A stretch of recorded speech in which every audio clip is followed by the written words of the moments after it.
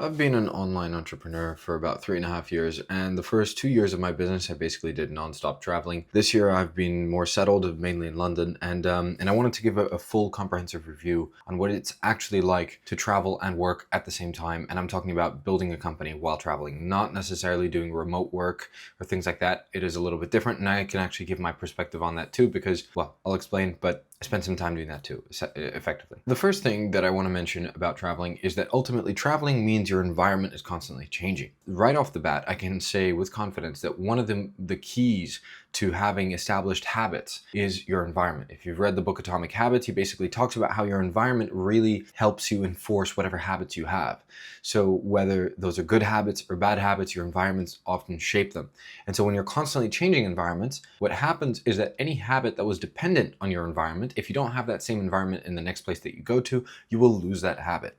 That can be a good one, that can be a bad one. It applies to both. And so the first major thing you need to be aware of is that building a routine is really hard.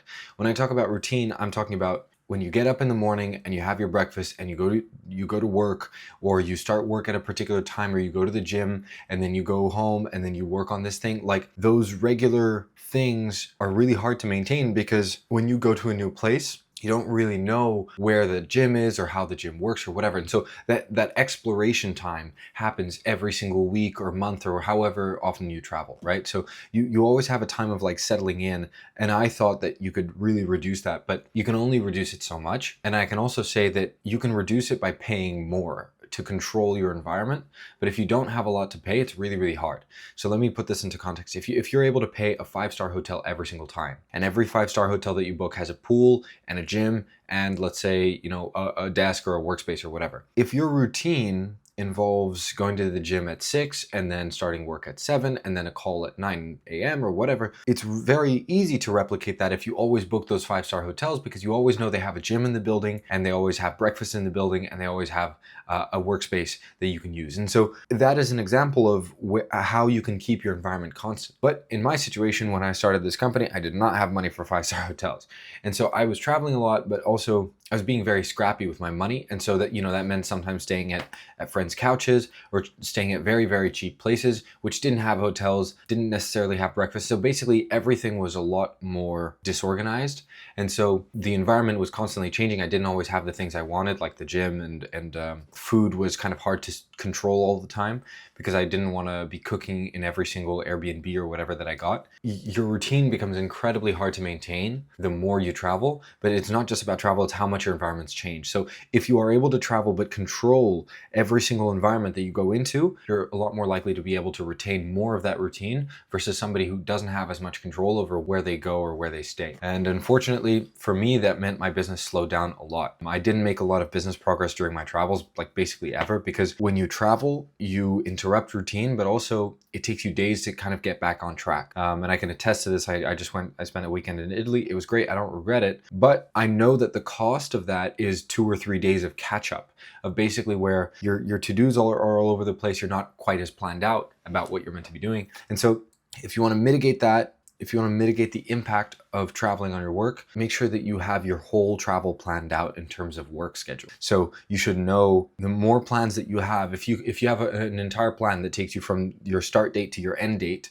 and you know when you get back on Tuesday, you know exactly what you should be working on, it's going to be a hell of a lot easier for you to manage that. That is a great tip that I can give. It's just like more planning can really help you mitigate some of the downsides of the interruption of travel. The other thing that is also a downside of traveling is that it is harder to build roots in one place. So what I mean by that is, when you stay in one place and you go out to the same places, maybe you're a member at a club or something. When I say club, I'm talking about private clubs. When you go to the same places and you see the same faces, you start to build relationships, and over time you start to build roots.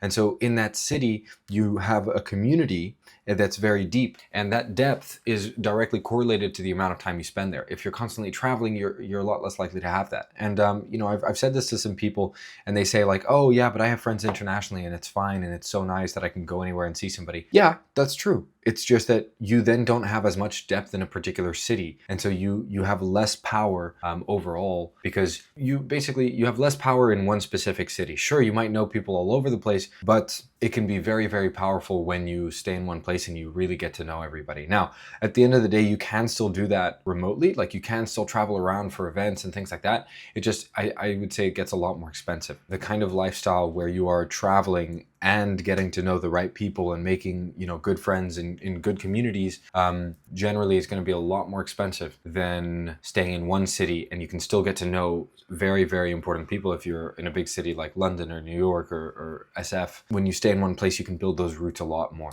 And so that's a really big advantage. It's just you have in-person contact with movers and shakers, people who are doing things and doing important things. And they are kind of right there for you to basically get to know. But I will also say that if you are going to stay in one place, you can build roots, but it's still expensive to do that because you still have to go out, you have to spend the money, you have to be at the events and things like that. And sometimes your business constraint, honestly, is not meeting people. And I know that was a false assumption that I made at one point, is that just by being in a certain place, you get to know people, which is obviously not true. Like you have to put in the effort, especially when you're building a business. Like if you don't plan things, nobody's going to plan them for you. When you're building your own business, you don't have coworkers that you see every day. You don't have school friends that you see every day. You need to go out of your way to make new friendships and see them and organize things. And all this takes time and resources. You have to plan lunch, you have to go, you have to schedule it again, etc. I think my verdict has been that you can work while traveling. Like if you can just pick up your laptop and start working, if you're somebody who can snap into things really, really quickly, that absolutely you can do. The thing that you sacrifice will always be routine.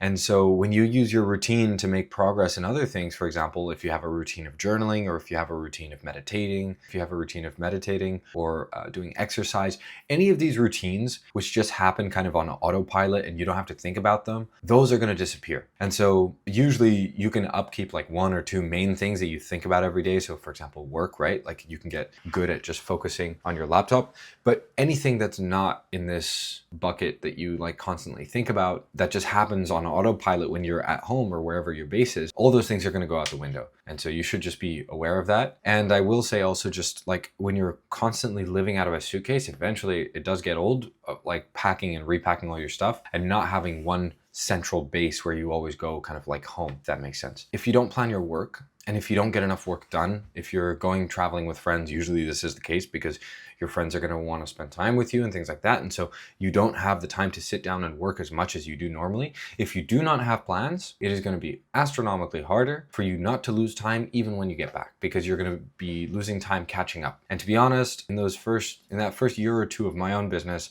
I didn't plan properly. I traveled a lot and I lost a lot of potential work hours because I just wasn't on the ball with things. I poorly planned a lot of things and I didn't have an idea of exactly the things that I needed to be doing beyond, what clients ask me for. It's very easy to stay on top of what your clients ask you for because there's an external deadline. The big issue with running your own business is that you have to set your own deadlines. And when things are only set by you, it's very easy to fail on these deadlines because there's nobody who's enforcing them. What happens if you don't deliver that marketing plan by next week? Well, nothing. And so it's very easy to let yourself slip. That's the big downside. I also want to speak on the other angle, which is like, what if you're doing a remote job and just traveling and working remote? I think when you have a remote job and people tell you what to do and they give you deadlines, it's a lot easier. The same thing happens with your routine. It's a lot harder to maintain any kind of routine, but if you do enough planning and you always make sure you find a gym and things like that, it is easier. But in general, it is much easier when you have your tasks laid out and you have a to-do and you have deadlines. It's just in those situations, you have less